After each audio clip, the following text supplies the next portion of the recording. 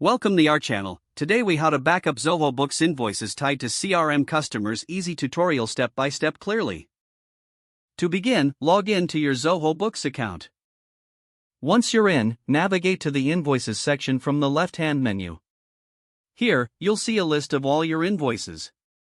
To backup invoices tied to CRM customers, first, identify the specific invoices you wish to export. You can filter these invoices by customer using the search bar at the top. Once you locate the desired invoices, select them by checking the boxes next to each invoice.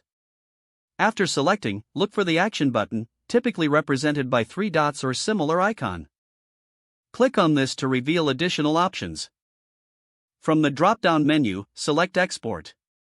You'll now be prompted to choose your export format. Select your preferred format, such as CSV or PDF. After you make your selection, click the Export button to begin the download process. The system will compile your invoices and prepare them for download. Monitor the notification area for a download confirmation. Once downloaded, navigate to your device's Downloads folder.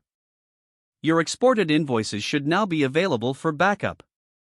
If you need to back up invoices regularly, consider setting a reminder. For a comprehensive backup, ensure you also export customer data from your CRM.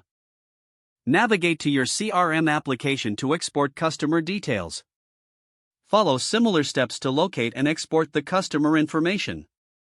With both invoices and customer data backed up, you'll have a complete record for future reference.